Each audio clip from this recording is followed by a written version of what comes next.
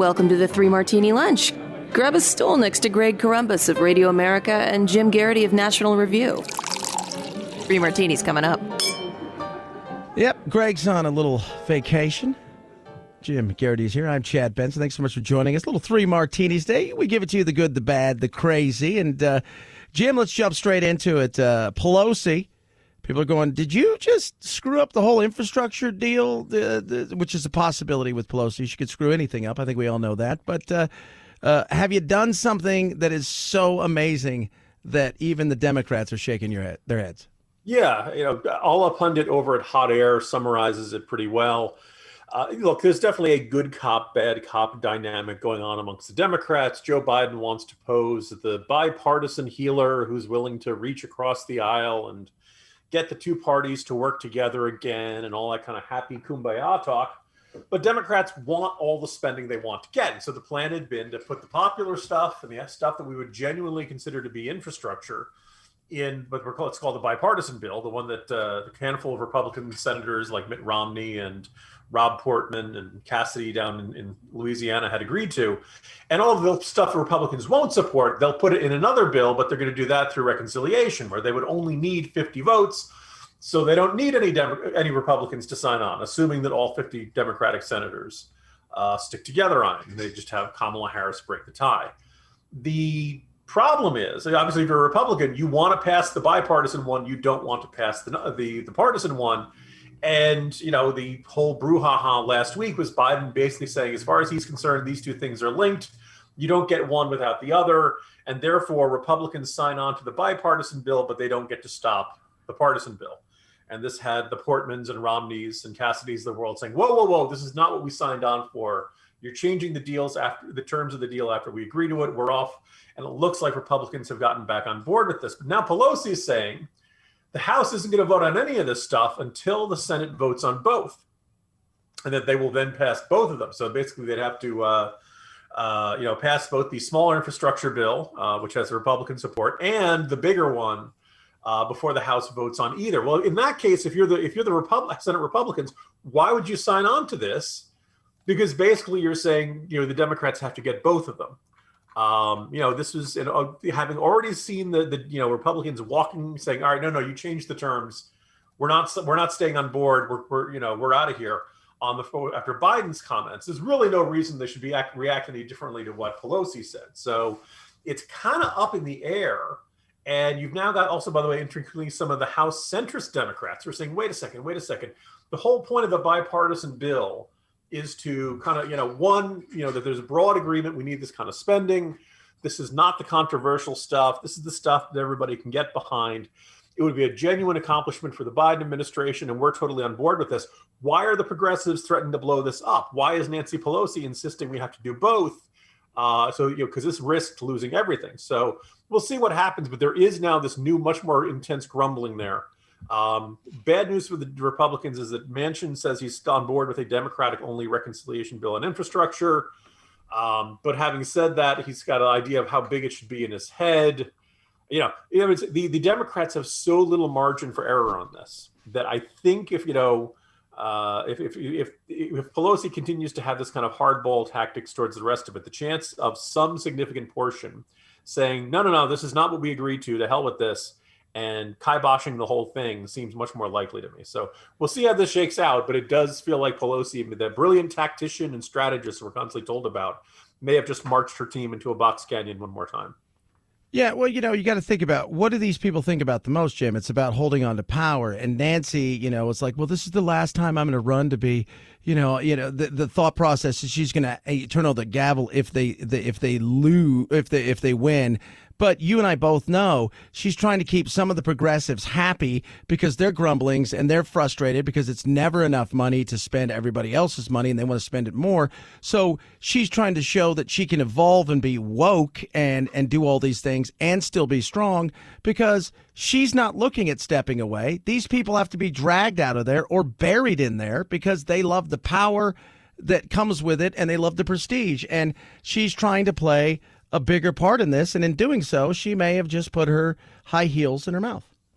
Yeah, this continues a pattern of overestimating how much leverage she has over all of this. I mentioned, how small her House majority is, but what's more, you don't get Joe Manchin on board if there's no Republican signing on. Manchin has made that very, very clear, at least for this, for one part of this. He's open to the other one being through reconciliation, but he doesn't. If he was open to the idea of let's pass the whole thing through reconciliation and who cares if any Republicans sign on, he would have said that at any point in the past 6 months. People have been saying to Manchin, are you going to change your mind on the filibuster? They've said to Sinema, if you change your mind. Look, these centrist, and we can argue about how centrist they are, but these non-progressive Democrats have been very clear about where they stand from the very beginning. They want a bipartisan bill. If you want a bipartisan bill, you have to get the Republicans on board. And the only way for Democrats to do that is let's pass the bipartisan bill, and then we'll take our chances on the more partisan bill. That's the only way this sequence works. There's no way you pass the partisan one and then get the Republicans to come on board with the bipartisan one. And so there's no way you get both. You have one shot if you do it through the right sequence. If you don't do it in the right sequence, you can't do it that way. I don't know. We will see. I would not be the least bit surprised if convinced that she's got the better leverage, she walks away from the deal with magic beans instead of some the meat and potatoes. Is that a good? Well, I know one way or another there's going to be a lot of pork. There you go. That's the metaphor I was looking for. There we go. All right. So why are Chad and Jim talking about barbecue? Well, the best bacon, the best steak, the best chicken, and the best salmon you're ever going to eat will not come from the grocery store. You will only find it on the family farm and caught by independent Alaskan fishermen. And that is why you need moinkbox.com. Yeah. Let's talk about Moink's box, if you will. Delivered grass-fed, grass-finished beef, lamb, pastured pork, and chicken, and wild-caught Alaskan salmon direct to your door, helping family farms become financially independent outside of big ag. The animals are raised outdoors. The fish swim in the wild ocean. Moink meat is free of antibiotics, hormone sugar, and all the other junk and yuck that you find in prepackaged in the meat aisle. You know what I'm talking about. Sign up at moinkbox.com/3 martinis. You're going to get a year of free bacon. Oh, that's amazing, dude. Free bacon. Did you know that, Jim? Yeah, I'll take a year of free bacon. And it's incredible. So you can change what you get each month. You can cancel anytime. It's Moink Box, man. It's the best. And Moink was founded by an 8th-generation farmer who was featured on Shark Tank. Host Kevin O'Leary said it's the best bacon he has ever tasted, and we're pretty sure you'll agree.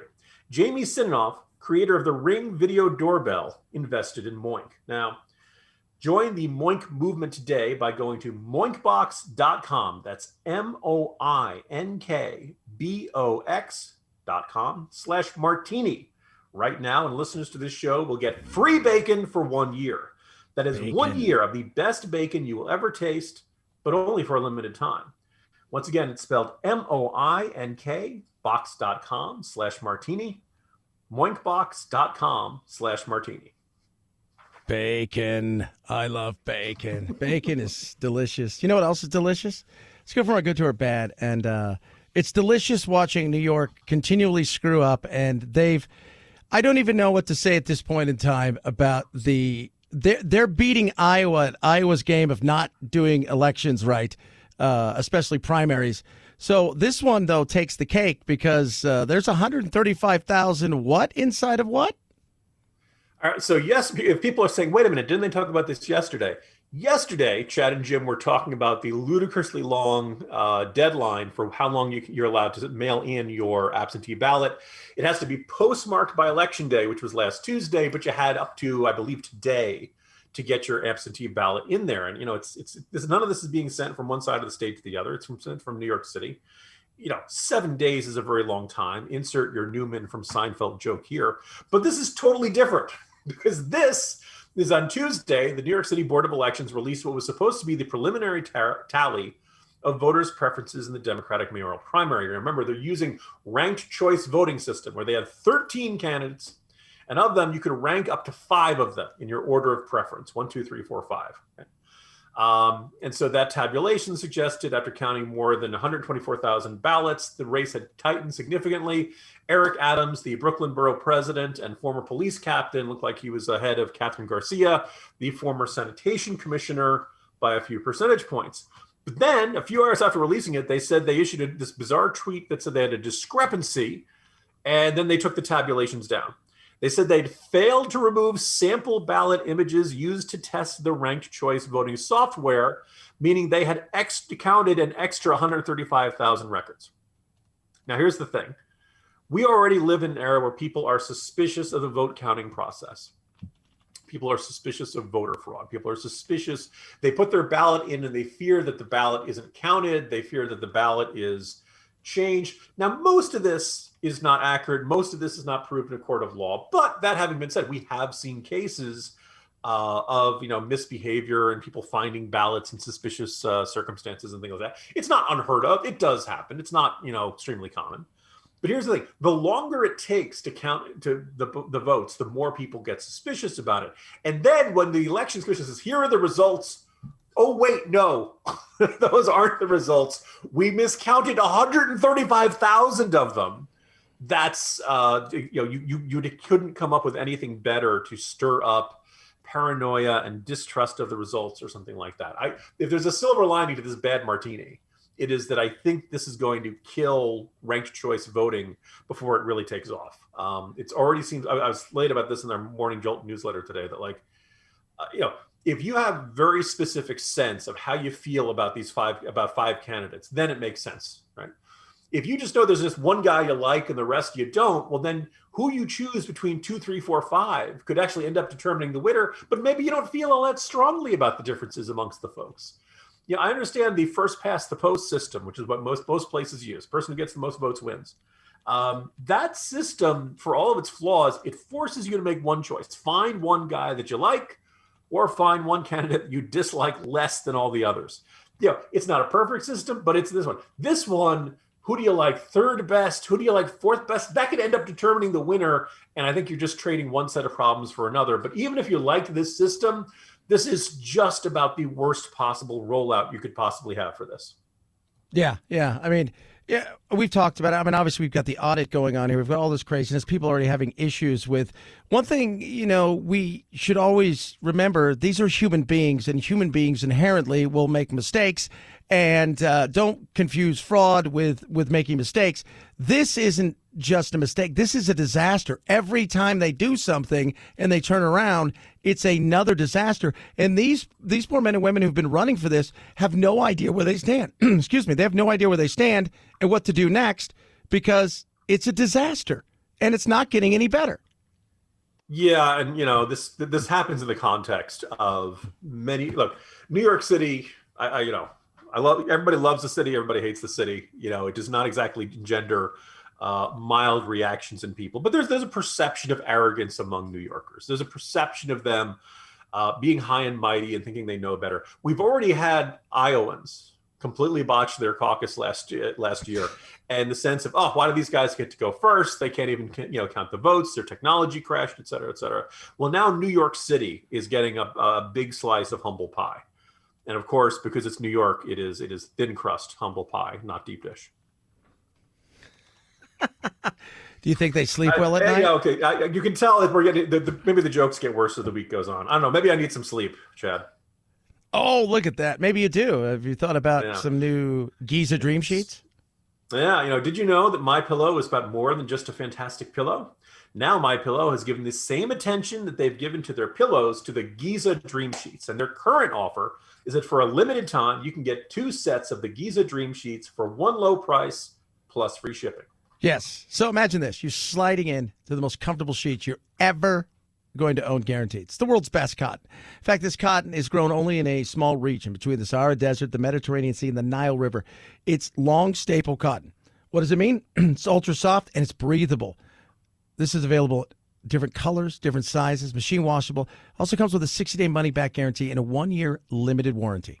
Go visit mypillow.com and use the promo code Martini at checkout. Or you can call 1-800-874-0104 for 2 sets of the Giza Dream Sheets for one low price plus free shipping.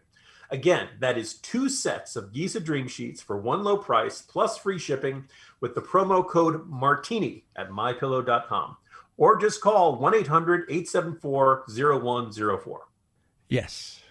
We've had the good, we've had the bad, and now let's have. So we go from one coast, Jim, to the other coast, which is L.A., California. Could it be masking up time yet again. Yeah, that's apparently what's happening out in Los Angeles. Los Angeles County public health authorities are urging unvaccinated and vaccinated people alike to put masks on again when they're inside restaurant stores and other indoor public spaces, because they're citing the growing threat posed by the more contagious Delta variant of the novel coronavirus. Now, here's the thing that's getting me. If pre-vaccination, my attitude was I don't like masks, but I'll wear them. I didn't like the Karens. I didn't like the people who were jumping all over each other. And yes, I also had idiots who had not one but two masks, both over his chin, but not over his nose, bump into me in Trader Joe's. I was pretty annoyed by that. If you're going to wear the mask, wear it properly. There's no point. It doesn't do any good when you're wearing it like a chin strap, but fine, whatever. Once you're vaccinated, you're protected, particularly when you're fully vaccinated. 2 weeks after you got that second shot, or I think it's like 4 weeks after the Johnson & Johnson, you're good. Your body's generated the antibodies. The mask isn't really needed anymore. Is it conceivable that we will encounter, God forbid, some kind of variant in which the vaccines don't work against? Yeah, it could happen.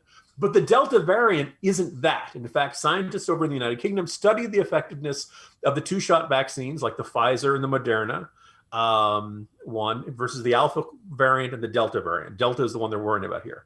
Now, here's the good news. The vaccines are 80% effective in stopping symptomatic disease from the Delta variant. Now, symptomatic means you got a runny nose, you're coughing, like you can see it. We're not talking about asymptomatic infections here. Now, it's not quite as good as the 88% effectiveness against the Alpha variant. But here's the other interesting. They stopped hospitalization for both Alpha and Delta variants more than 90% of the time. Because here's the thing, what you're really worried about, like if you get the coronavirus and it's not that bad, it only gives you a little bit of case of the sniffles, then fine. As far as I'm concerned, that's a darn good outcome, because your body's going to fight it off. You're not going to end up in the hospital. You're not going to end up in the ventilator. We're not going to have our hospitals overrun and running out of space and all that kind of stuff. A mild case is manageable. We don't shut down society over the flu every winter, right? The flu is pretty bad. The flu's no fun. Flu sucks. Flu's really bad. But you don't end up shutting people into their houses because the flu virus is out there. The idea that everybody said, should we be concerned about the Delta variant? If you're unvaccinated, sure. If you're vaccinated, no, you'll be fine. It'll be a case of the sniffles at worst. Now, here's it. If you have other really severe health conditions, if you're immunocompromised in some form, if you're an octogenarian, yeah, maybe you're at a point in life where you got to worry about any kind of, viral infection or something like that. But people really shouldn't be freaking about the Delta variant as if it puts us back to square one again. Now, if you're not vaccinated, yeah, you probably should take a look at, they're available in just about every drugstore now. You should do. There's no longer any waits. Everybody's eligible. Get out there and do it. But man, LA County just wants to go right back to putting the masks back on. And the advice for telling people who are vaccinated to wear masks doesn't make sense, doesn't line up with the science. And it really does kind of suggest that we've got, hyper cautious, nervous Nellies who really want to go back to the masking regime as quickly as possible. There was a article came out the other day. It was a poll, and the poll said 57% of Republicans believe the pandemic's over. Only 4% of the Democrats do. And, that's a perfect area. Obviously, LA's pretty Democratic heavily. But it's not, they'll readily admit it. There's another article in The Atlantic a few weeks ago asking the question, why do progressives and Democrats want to prolong this thing?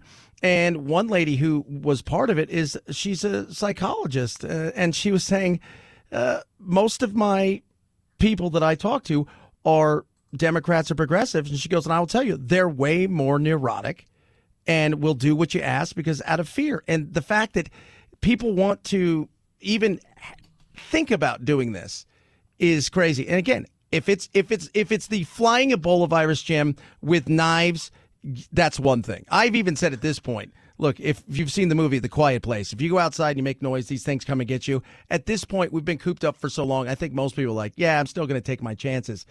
But we'll see. They won't do it statewide because Newsom's in that recall. But I want to see how this thing plays out because I'm from L.A. I'll be there in 2 weeks. My family's from there, and they're already saying, no, we're not going to do this. This is not going to happen. Chad, I think what really nags at me is when you go out and you put in an announcement like this and you treat people who are vaccinated and unvaccinated the same, whether they intend to communicate this message or not, it sends the signal vaccination doesn't matter. It sends a signal that vaccination doesn't work. And that's not the case. That's not what we've seen from every reams and everything we've learned about this so far. And we're trying to get people to, but I have a corner post that went up earlier today. It's kind of nice. People think, vaccinations have slowed down. It's down from the peak. Yeah, we were always going to peak. We're still close to 900,000 a day, the 7-day average for the past week. That's a pretty good pace when you think about the fact that 150-some million Americans are fully vaccinated right now. We've plucked all the low-hanging fruit. And what I'm finding rather pleasing about look at the numbers. First of all, it goes up on weekends, unsurprisingly, right? So what it says to me is that people who aren't getting done on, vaccinated on weekdays, well, either they can't get off work, or they could, but they are worried about having a reaction to the vaccine. And it happens. It's usually not debilitating, but, some people run a fever, some people get headaches. I actually had a case of vertigo after my first shot. It's no fun. But, you lie down for a few hours and it passes. It's not crippling or anything like that. But they don't want to have to take a sick day because they got the COVID vaccine. We can argue about whether that's a wise decision, but I don't think it's a crazy decision. And so, okay, well, I'll do it on Saturday so that if I feel bad, I have 48 hours to recover. That strikes me as, that's fine. Not everybody needed to get it out, get it the first day that they were eligible. That's fine. But let's not undermine this push for getting people vaccinated by saying, hey, you know what? Even if you're vaccinated, doesn't matter, doesn't do any good. Put your mask back on if you're in LA County because, the Delta variant is out there and now we have to be afraid of it. It's completely undermining. It's completely contradictory. And I thought we had this in the rearview mirror, but apparently not, Chad. And now I just find myself wanting to sleep on Giza sheets and eat pork all day.